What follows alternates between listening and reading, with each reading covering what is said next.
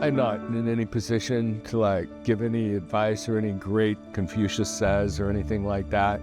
I would say if you're thinking about doing, I don't care, any adventure trip, anything that takes you out of your comfort zone, do it.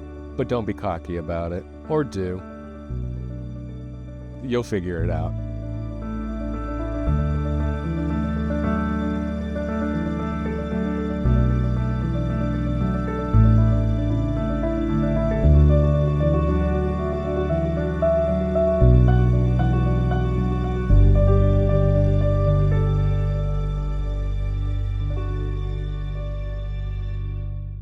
I'm Darrell Tate. I'm on a Marex 310 that I recently purchased to do the Great Loop, the Great American Loop. Darrell Tate called up on a broker boat about a month before the Palm Beach Boat Show. I knew he wanted to do the Great Loop, and he was thinking about doing that on some of the other boats. I was at the Palm Beach Boat Show. I took a picture of the 310 Sun Cruiser, and I sent it to him on Saturday. I said, Darrell, this is the boat you need for the Great Loop. He sent me a message back and said, wow, looks awesome. I'll see you tomorrow. That night, he went and he looked at every Marex video on the 310s. Here's a little caveat. He'd never been to a boat show before, even though he's owned like 15 other boats. Never been to a boat show. Always wanted to go. Ken had brought me on this boat and pointed out how much more comfortable this boat would be for a Great Loop trip. And then Daniel joined us and we sat and talked, and just even though it's much more boat, I have much more value here for a variety of reasons. I think all of us just got kind of excited that it'd be cool to see this boat do this trip. And I think I shook Ken and Daniel's hand in like 10 minutes, and that's how I own this boat. Well, with the expansive kitchen that it has that opens up into the galley, even though he was doing this by himself, he could keep track of things that were going on down there. With this wonderful sunroof that opens, he can stand up and look out and get a clear view 360 around the boat, just like you've got a flybridge boat. The master stateroom is very luxurious. Going to have a great place to get a really good rest, which you're going to need as you're traveling. And the head area is wonderful. It's large, very nice electric head. It's got wonderful shower area. And the seating with the outside table, which I know he was going to meet people and hang out in the back of the boat. There's seating for 10. He can open it up, close it. And it's an all-weather boat. When the canvas is completely closed, as you get inclement weather, and then it gets nice, you can literally open up the side cowlings, slide the smart canopy back, and your boat's open again. So a lot of different features, super high rails, handrails along the whole top, give you really good access to the bow, to your anchor. Just a lot of features that lend itself to family boating, but for him, because he was solo boating, it's a very safe, comfortable boat, very seaworthy, all the things to me that were needed if you're going to go through that experience of the Great Loop. I had been familiar with the Great Loop. I've never boated on the East Coast. I've never been on the ICW. I've never done anything like it, but I was familiar with it. It's one of those adventures that if you're a boater, it's somewhere on the list, just because it'd be one to really check off. Honestly, I needed an escape. Just some personal stuff at home and some things, and I needed to do what I do well, which is run. And doing the Great Loop, 6,000 miles in a boat on the East Coast, is a good run. What I do to plan for it? I was reading on the AGLCA website. Indispensable a membership to those guys if you're going to do this. All the information is there. Everything is there. And one of the things I read was typical looper, I guess as they're called, takes about 1 year to do the trip. I had 8 weeks for doing something I had no idea what I was doing. I thought, how hard can it be? I have never underestimated something so much as I have this trip. And I basically went on a buying spree. A good trip calls for good gear, and I love buying gear. I spent a few weeks in Florida, in Naples, where Sandy Hook Yachts, had my boat in a slip for me so I could come anytime and work on it. I got it all geared out, which I do really well, for something I had no idea what I was doing, actually.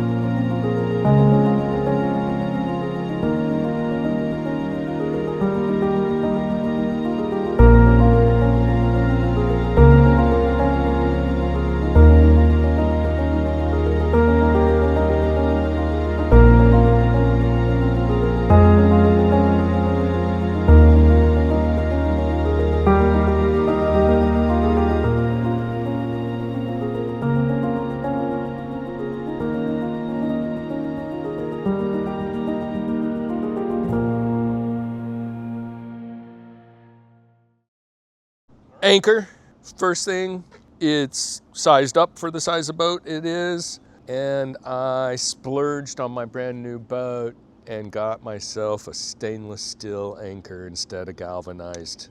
All hooked up to a chain counter, which is great. Let me point out one thing. This is very important. If you don't have this on, your anchor can fall into a lock and all 120 feet of chain can go with it if you don't hook this up. The first couple days were epic. So I can either go down around Florida through the Keys, and there were so many green and red things that I thought that would be the end of me. I'm from the world where it's always right on red. No, not here. So I opted to go to the Okeechobee and through the Okeechobee Lake. Bad move. I wrote it down in my book here. Lesson number 1 learned on the loop. Don't take a boat where a boat's not supposed to go. Waterway getting there, no problem, spent the night, had a really nice night. And I'm pretty amped up because tomorrow's my first lock. I've never seen a lock. I went through the Panama Canal when I was 10. I don't think that counts.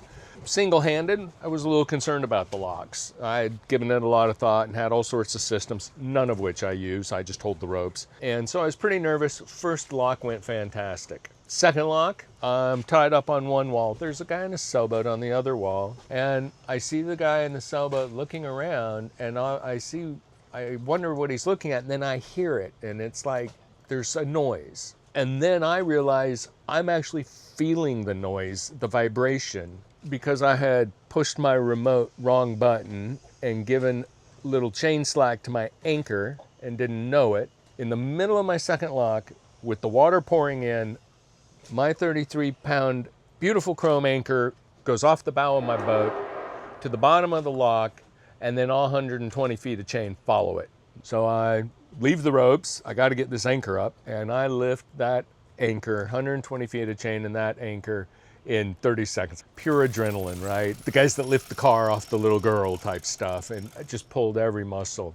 I got it back on the boat, and the guy across in the sailboat was like, holy shit, I can't believe that just happened.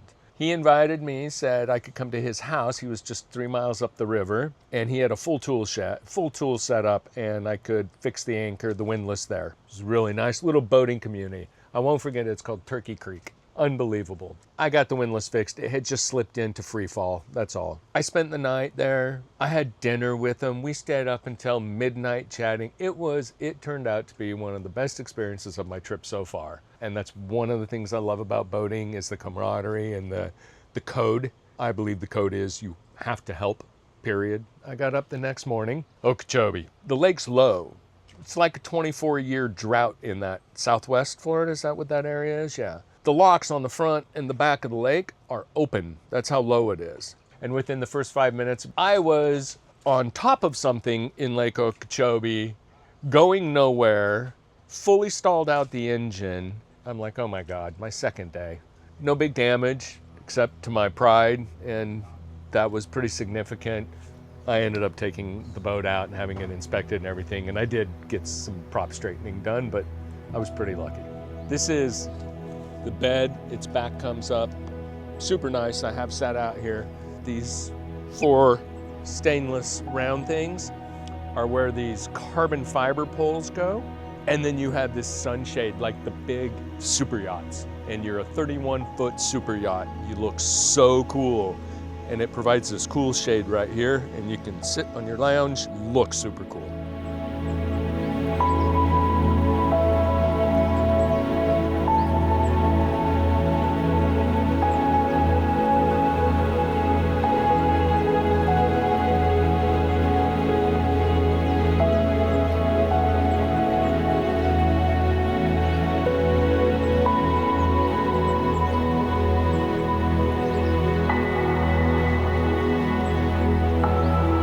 My favorite feature on the boat is this handrail. This is when it's just me, which it is just me, and the boat's bouncing around, this is the most important thing. So the likes and the necessaries will probably be the same. Electronics were key to me. This had the exact setup that I would want, which is the Garmin MFDs. In addition to the Garmin setup, had things that I'd always wanted but would never pay for. And then a dinghy. Where I come from, boat ain't a boat unless it has a boat on the back. I don't use it all that much, but I know it's there, I guess. So that would have been one of the big must-haves that is not a must-have. I expected to anchor more. I'm in marinas most. The boat is rigged out. You know, you buy a used boat, you want to replace this or do this or change this or do that. God, a new boat is check it off. It's all there. Stuff I wouldn't have ever bought for myself, you know. Lines, which I like lines. Cleaning supplies, which I'm a big fan of. Finally found my metal cleaner. And then you can store 4 fenders in there, which is super, super cool. I'm good because I carry, I think I carry 8 fenders. 1, 2, 3, 4, 5, 6, yeah, or 6 fenders. Storage over here, this is where my shore power is. Cleaning supplies, hose, just most, you know, cleaning. And then I have an oil extractor and my my rode for my backup anchor or my stern anchor. I skipped most of Georgia on the ICW. I went outside, I had some weather, and I had heard that that's a pretty windy portion of the ICW. And I was happy to get this thing out, set autopilot, and just literally for 3 hours just sit with my autopilot and just make little corrections. It was like the old days. But I did go through both South and North Carolina fully on the ICW. Every place has been a little bit different, you know, and then get into city like Norfolk, and I'm taking 2 side trips. One, I did go up to Washington, D.C., and that was a total hoot to go like right there at the wharf, you know, just like right there. Stay at the Capitol Yacht Club. I went for one, stayed 3 days. It was just such a wild experience to think I showed up to this urban thing in my boat. And the boat was quite a hit up there. They read about them and we're all excited to see one. So it's all been good experience. I'm a much better boater than I was before. At least I think so. There's a swim platform under here with a ladder that's really nice, but you can't use it because I have the dinghy. All right, storage. Let's see. This one's going to be primarily for the spare anchor. There's a few other miscellaneous things, some wet bags, some larger wet bags in there. That's for grocery store runs. It holds a lot. Yeah, that's it in there. I'm not that packed. I mean, obviously I could fit a boatload more in there, but that anchor is a little awkward, which are super, super, super light. They're not space conscious. This style of anchor's not, but the Fortress is so light. That is a huge anchor and it just weighs nothing. Here's the generator control. It's pretty quiet. There we go. Has to come into its own. Yeah, so generator's great. This is light control. These are dimmers, believe it or not. They must be Norwegian. This is a charging station. But if you'll notice, one of the nice things is at every place they have these plugs, they have USB-C. This one is the most gotten into storage because it's the everything storage. There's toolkit. Probably the most important thing in here that a lot of people don't have that I can't live without is the multimeter. In addition to standard hand tools, a drill and an impact driver. This is the toolkit that came from Marex. I'm starting on some spares, you know, a few screws, a few things. It'll just take some time. Like I said earlier, I haven't done what I would normally do, which is have a full big box of stainless steel in every color or every size. I just haven't done that. I will, whatever I do, by metric. That I have learned. I've covered a lot of states. That's good. I was just adding up mileage. This is a very important book. It's just been in the rain. It's all, let's see. Yep, so when I got here, I crossed 2,100 miles, which isn't bad. I don't know, I think I've been on the water 15 or 16 days. I'd have to double check. I'm averaging over 100 miles a day. My longest day is 210. That was too long of a day. It's been just education by fire hose. This is the hardest thing I've ever done, both mentally and physically. And I've done some stuff, so I'm pretty lucky. And so sometimes it's nice to push myself a little bit. I mean, in a very fancy boat on a very cool trip, and I know. But for me, it's out of my comfort zone, and that's what I wanted. I have never seen this part of the country. I've never been to any state I just mentioned. What a hell of a way to see someplace on a boat, places you'd just never see. It's also been nice, that goodness of human nature, probably fall more into the cynical side, and this has been great because it's like humans are pretty cool when it comes right down to it, and I've been reminded of that, so that's great. Oh, this table, it comes down to here, and there's a cushion in the midship cabin right here, or the quarter cabin, whatever it's called, and it comes right in here, and this is the biggest bed in the house, and it is sweet. It's just super nice. And then if you're using it as a table with multiple people, you turn it and you open it like that. So you can actually sit like proper, I guess. We'll leave it like this because we'll look at the engine. So throwables, U.S. Coast Guard required. A second inflatable. Mine is hanging in the bedroom because I have to wear it in the locks. Oh, this piece of gear. I forgot about this piece of gear. Rechargeable, so there's no cord. And you simply hook it in and it will inflate and deflate to a preset PSI, and it's done. And I have these big blow-up fenders that are like this and like this that I put on either side when I'm doing locks. This thing is the best. It's the bomb. It's a great piece of gear. It's called Top Pump, and I'm happy with this one. It inflates quick, and the deflation is so cool because it gets all the air out, so you can roll it up and almost get it back in the original manufacturer packaging, which is unheard of. Light signal functions as a handheld flare. It has the same light capability. Snorkel and mask. Little did I know that I would be boating in crocodile-infested waters and not need a mask or a snorkel, but maybe on the Great Lakes I'll use them in that freezing cold water. I often joke that where I anchor, I might as well just jump in the water with my snorkel on and hold the boat because it's like 6 feet of water. Yet to be used because I don't want to get eaten by anything, but we'll see. First aid kit, I have a couple, like a smaller one in the bathroom.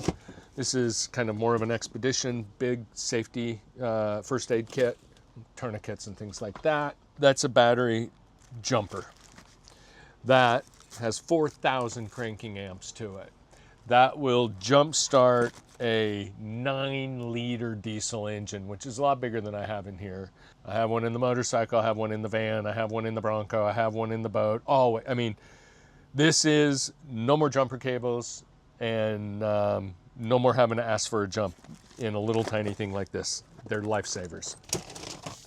Flare gun, for those of you that are curious, you cannot take these in your checked baggage. I found that out with a little note from the TSA. Makes sense. It's firing of incendiary devices. But you have to have a handheld and 3 shells, which we've got covered here. I'm sure I have, oh, there's my whistle. And that's it for storage over here. And I'm not even near full at all.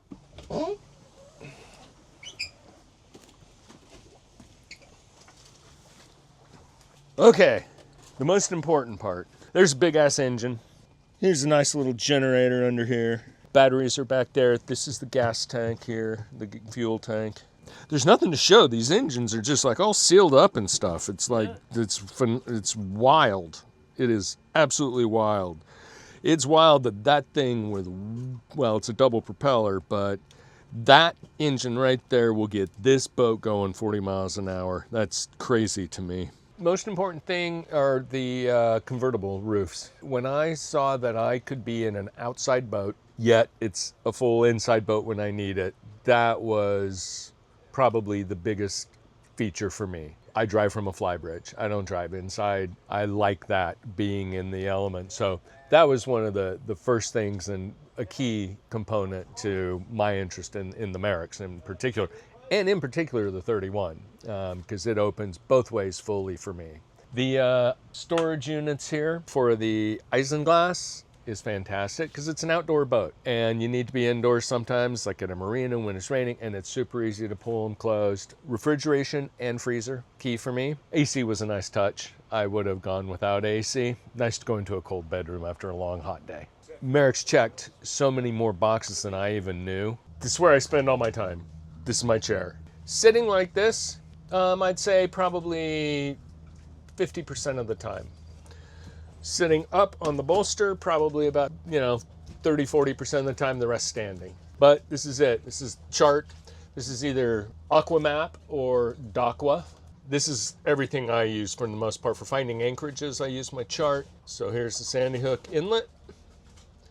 And you come around the hook and come up the river, and we're right there. And then I go up to Albany, so that's where I peel off. I know I'm going north a little bit, and then I'm going east. That I know, and the Hudson River I'm going to be on. So I'll figure all that out the night before I leave. Underwater lights, which don't tell anyone. I kind of think they're cool, but I can't. I only turn them on when I'm alone. Macerator for holding tank, which is nice. Fridge, freezer. Windshield wipers I've used a ton. More than I ever thought I would. Fusion stereo, which is great. Here's the fancy chain counter I mentioned, which is just like super cool. And then autopilot here. The handheld, the VHF. Channel 16, obviously.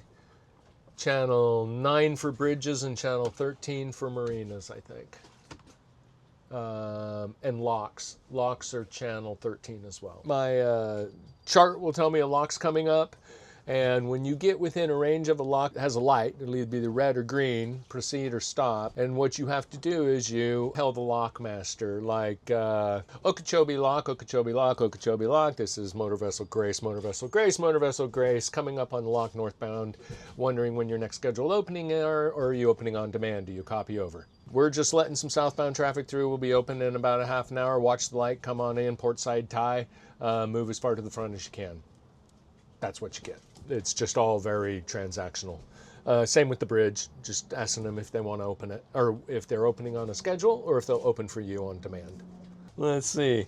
I have a knife here. This is my lock knife that I'll, have for cutting a line if I have to. So I have that on me for all the locks. Here's a piece of gear that I splurged on, stabilizing binoculars. I have the shakes. I have essential trimmers, they're called, and hereditary shakes. So me and binoculars don't get along at all. And this, you push your power button and you push stabilization, and you can sit there and do this and it stays right in the middle. And I am telling you, they are so cool. They are so expensive, and they're so cool. My garden, which is fake, but it gets put up when we hit anchor or the marina to remind me of the desert. And this is the freezer. Super generous in size. Freezes ice cubes. It's great. It's like really a freezer. This is my rag bag. Here's a splurge that didn't cost too much. I get a new one every time I want. I never have to think about it. I throw the old ones in here, and every now and then at a marina, I do a wash load of them. And it's a total splurge. I have unlimited microfiber rags, which makes me unlimited happy. This is the fridge in here. It's huge. It's great. The reception's been really good because Some people have read about them. So some people have seen them and are just like, wow, I've never seen one on the water. I'm like, no, you haven't. No, you haven't, because I'm one of the first. Down here, good storage up here. There are my glasses, mostly plastic. Some glass, so I can be civilized every now and then, or acrylic. That's food, and that's food stuff. The bar gets put away. It does not travel like that, in case you're wondering, but it makes me feel good to have a bar set up. My microwave, my primary cooking, although the stove's great. This is super nice. It's like kitchen stuff, not like boat stuff. The bathroom's full of it too. Good big sink that I probably have full of dishes because I hate doing dishes, so it looks better that way. All right, bathroom. First of all, it's huge. The shower faucet is like a normal shower faucet. The sink is normal size almost. And truly, the piece de resistance is this friggin' toilet. First of all, it's like a normal toilet. It has soft close. It is a normal size bowl almost. I know I'm going too much into the toilet, but when you have a toilet like this on a boat, it's worth checking out, because I don't know what kind of system it is. I believe it has hydraulics to it. I've never seen one. It gets your toilet clean and it fills that little holding tank fast with all that water. It's really nice. It's like I shower in here and it's perfectly fine. The fact that these all have doors is pretty, isn't this where dudes say this is where all the magic happens? There ain't no magic happening in this bedroom, but I sleep here. Some of the time I sleep out there just like sitting up. The room's really comfortable. The AC is great in here. Thank you very much, Marex, for a fitted sheet. I appreciate that, not only to use, but now I can use it as a template and have some others made. That's a total bonus. My backward opening hatch, which is interesting. I have a theory on it. They do cold boating there, I think. Don't they? A lot of cold boating? Because like the diesel heater and stuff. My theory is that allows you to open it up without getting all the wind in here and let a little heat escape when you're more looking for that than what we use it for, which we want that up to catch the wind, because when you're at anchor, obviously you're supposed to face into the wind. So I think that's it, but I don't know. I made that up, but I think it is viable. I actually do this quite a bit at night.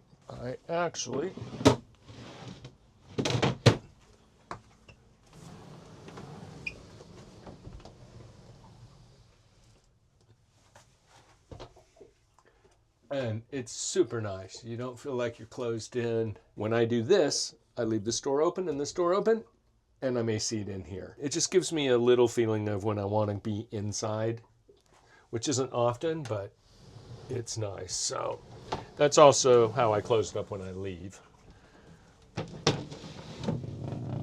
I love it. This is so like traditional. Like, I don't think you could be more traditional. Come up, do this, you know, and then you have this thing, which is so modern. It's just, I find it to be very interesting. But that's me. Here you go. If you want a comparison, look at some other midship, quarter cabins. Just look at how they're done. There's no getting around that they're super low and your feet tuck under, because that's what they all do. Having a stand-up area, having a little place to sit, having a door, and having built-in furniture and some windows, every one of those things is above and beyond what I've ever seen in this cabin before. It's where I store stuff. I would dare say you could actually sleep someone in there.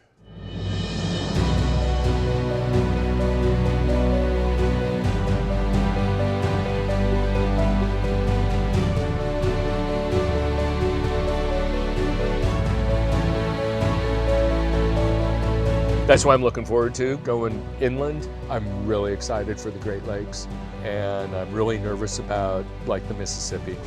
I don't think fuel's gonna be as plentiful. I have to fuel every day. That's gonna be a little more planning, I think, a little more research I have to do. I don't know what I don't know. I know that the Erie Canal has 30 locks on it, no miles whatsoever. So it's going to be a nightmare. My understanding is your days are not miles, your days are how many locks you can do. It's like an escalator for a boat. It's just bizarre. I think in many ways it's going to be easier, but I say that and I thought, you know, this was going to be easier than it was. So I'm trying not to get a little cocky again. because I got it handed to me for that before.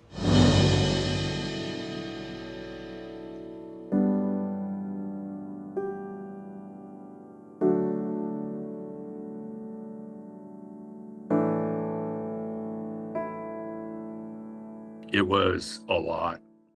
It was wild, really, really wild to think back on, because to me it's, you got the intracoastal, then you have the Erie Canal, then you have the Great Lakes, then you have the inland rivers, and then you have the Gulf. I thought I was going to hate the Erie Canal. Turned out I think it might be my favorite part of the trip. I'm going to be closer to 6,000 miles, is my guess. 17 states, 4 months on the water, 6 months total. So yeah, it was a trip. Oh God. The 310 that I purchased for the trip really ended up being the perfect boat, especially compared to what I was looking at. It was the driving part. You know, it's a great boat to do this trip in. But what I actually purchased Marex for was comfort and speed. I had the greatest moment in time of boating, being able to be at 30 miles an hour on autopilot on a Great Lake that is glass for 3 hours straight. The most memorable experience of this trip was the mayfly hatch on the Illinois River. That was the most bizarre experience, and I've been around bugs a lot because of fly fishing, but I have never ever seen a bug hatch like this. It dwarfed any experience I've had in Russia or Alaska or Chile or the anywhere. It's just nothing even close.